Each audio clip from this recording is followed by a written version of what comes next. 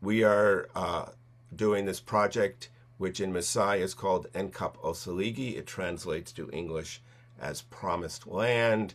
And basically, regenerative grazing is sort of the core part of it, but it fuels all these other sectors which are so important: food security, water, soil, climate, environment, and equity, or access to markets.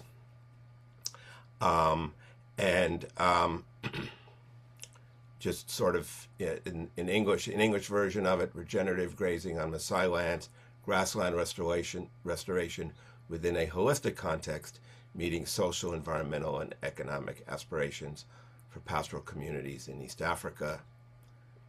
And so we see this as being a landmark project on Maasai lands across both Kenya and Tanzania, potentially impacting 2 million people with approximately 1 million cows over 10 million hectares. And specifically, to get started, there are 2 divisions. There's the Nkorika division, few-hour drive from Nairobi on the Kenya side, and then the Emborit division, a few-hour drive from Arusha on the Tanzania side. In total, about 164,000 hectares, impacting approximately 20,000 people and involving approximately 30,000 cows. And then if you're sort of like a geek like me, and you follow a precipitation, you have to see that this is sort of the ideal area in terms of rain.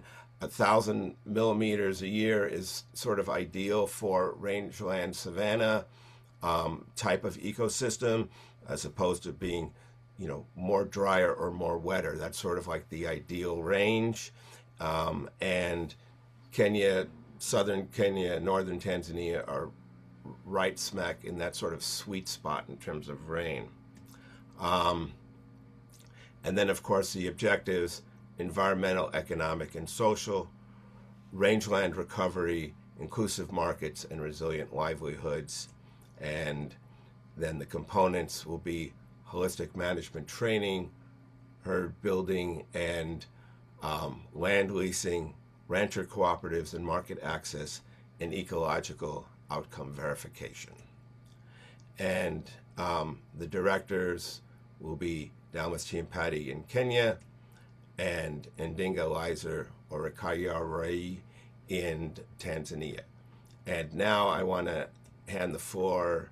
Okay, our charge, we won't get into all the language here. We just don't have time, but I like the phrase "to heal the skin of the earth" and the many benefits that come as a result of that, and then the social, economic, and environmental objectives, and then of course the challenges which many of us are aware of, and we'll get into these in more detail. But just very briefly want to touch at the high level themes, and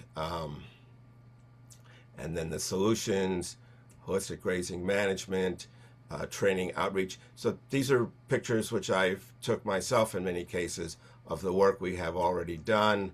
And then this is Ndinga in Tanzania doing the community outreach here.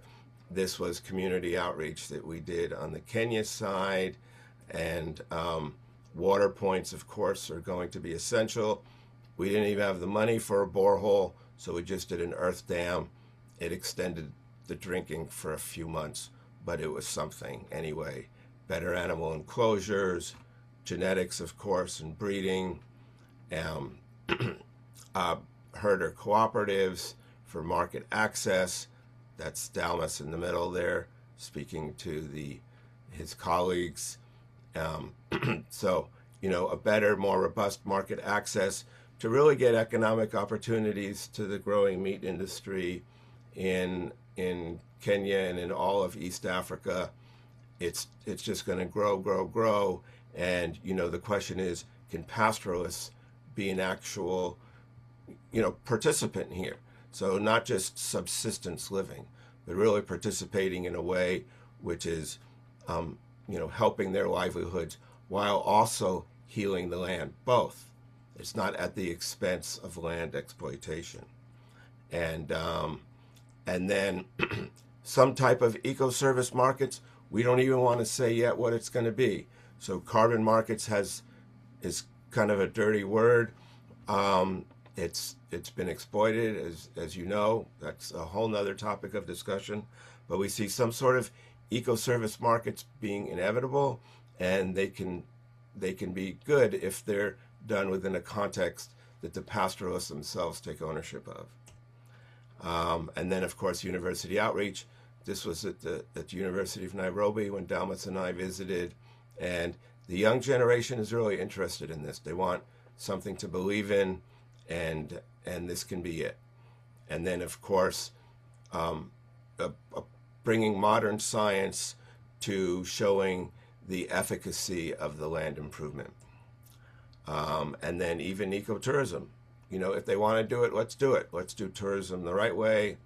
And now let me hand it over to Dalmas Tiampati. Mr. Tiampati is the founder of the Maasai Center for Regenerative Pastoralism.